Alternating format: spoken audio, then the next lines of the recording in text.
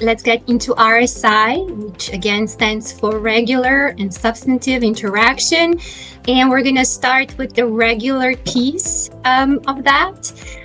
So regular interaction is interaction between a student and the instructor, and is demonstrated by the two criteria of the ACC-JC RSI rubric. The first criterion, E, focuses on providing opportunity for substantive interactions with the student on a predictable and regular basis. So as we go through all these examples, you're going to see that there's, of course, a connection between regular and substantive piece. I provide different modalities for office hours in person and online, very precise with the time, clear expectation. So office hours, of course, I add this plan into my syllabus.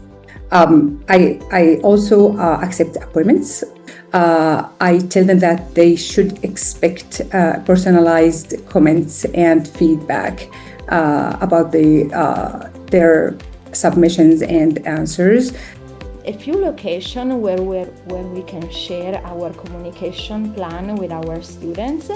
And like Amira shared, also in my courses, I usually share the communication plan in the course syllabus, in the Getting Started module, in the announcement page. I also want to share with you a few locations where I'm sharing with the students office hour.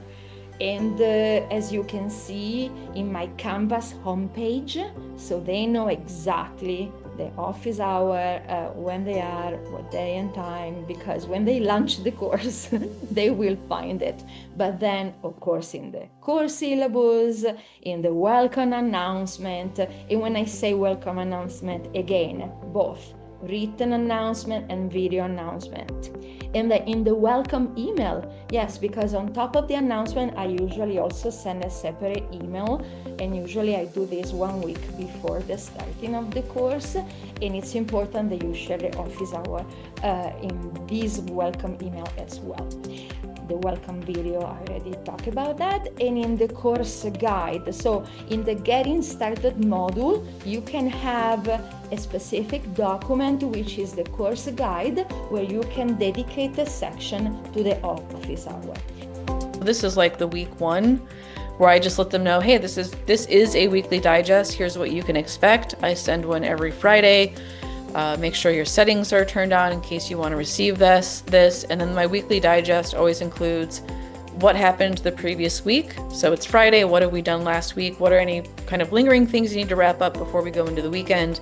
And then it preps them for what's coming up next week.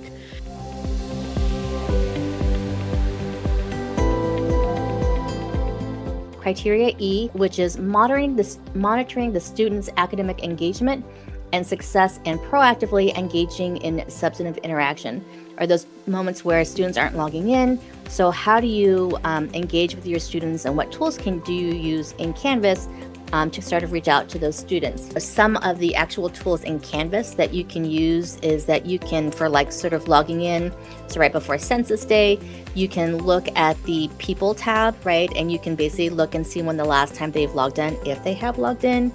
You also can look at the new analytics tool in Canvas.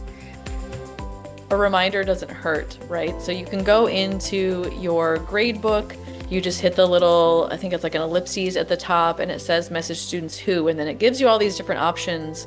And for this particular message, I selected the message students who are missing the assignment. And so it creates individual, you can have it do a group email or like individual emails.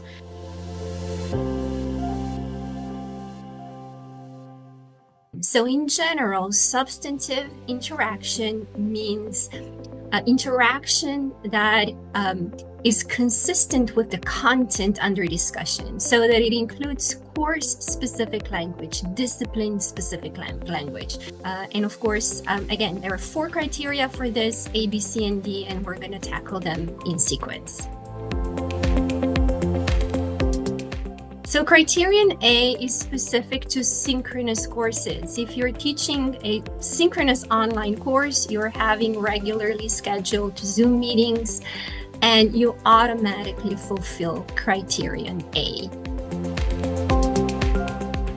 The next criteria under the substantive interaction is assessing or providing feedback on a student's coursework. So very likely, whether you're teaching online synchronous or online asynchronous, this is probably one of the criteria that you will easily be fulfilling.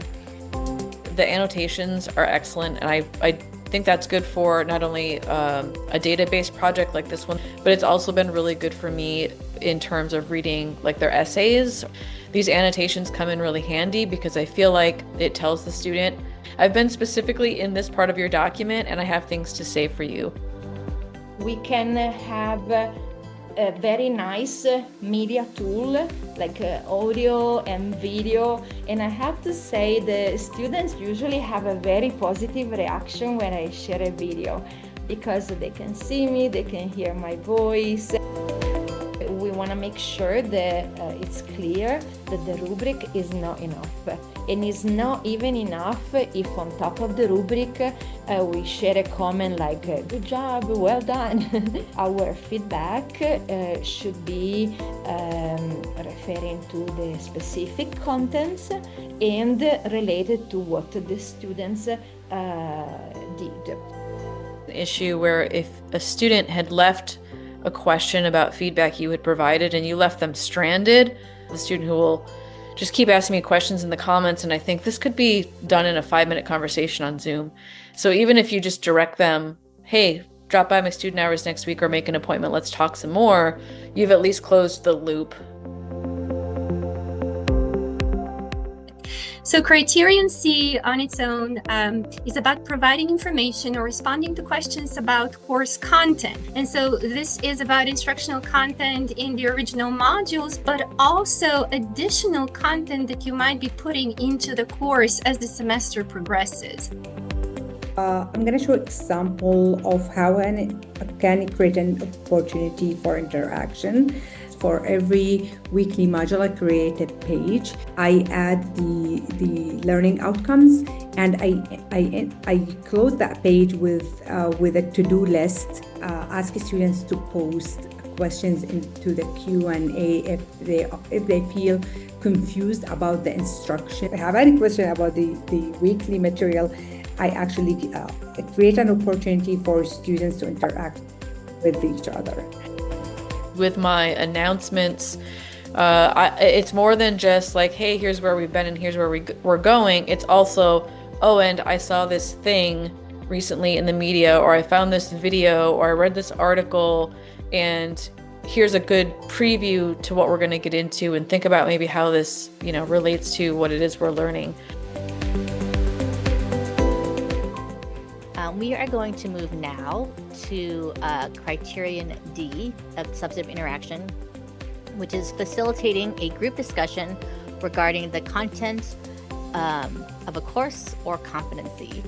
A lot of it is something that we would just assume is natural in a discussion, which is to provide prompts, guiding questions, right? Are you asking them, open-ended questions? So this is a content-specific discussions. So the header here, the title of the discussion is not week 1 discussion or week 2.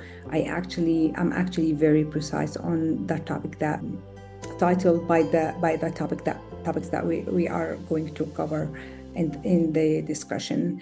This is an example of an icebreaker that I found very useful. I think that the communication in an online asynchronous class should always be very personal in every area of our communication. The students can definitely perceive this, and they respond in a way that is very active.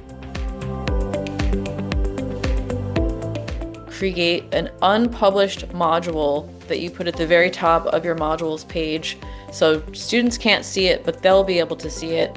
And then you put your communication plan either in a Word doc or Excel spreadsheet. I did mine in a Canvas page, and then you also leave the Canvas page unpublished. And that way, students aren't going to see your inside information, but the reviewers who come into your Canvas course will be able to see it. So this is just a clip of mine, and you can see that I included things like my pre-course communication. So just documenting, hey, I do reach out to my students before the class starts. I let them know about what they need to begin and when the class starts and what's going to be due. I do, in week 1, send out a weekly announcement. I do reminders for assignments. And then you would also include things like what we call like pinch points or hot spots in the course of when maybe you supply additional support to students. So anything that you think would be a regular interaction or a substantive interaction, you could put in this checklist. And for me, again, it's helped keep me in line, but it is also, I think, good for reviewers. I think the general position at De Anza, I don't know whether or not this is actually true, but the general position was they felt like their online instructors were meeting RSI, but the reviewers couldn't find it. And this is also really helpful, by the way, if you're doing RSI outside of Canvas. So like, let's say you're using, it's not, what's the, like Padlet, you have Padlet and there's conversations happening on a third-party website. They might not be able to see that in your course, but you can put that in your communication plan, and then they know, okay, this is happening someplace else. Yeah, and you could put Pronto. Pronto is another way to communicate with students. They might not have access to, but if you have that in there, they would know, actually, I do talk to my students regularly. If you're using those third-party tools and you mention that in your syllabus, and if you can provide screenshots or evidence in an unpublished module, I think that is good for the reviewers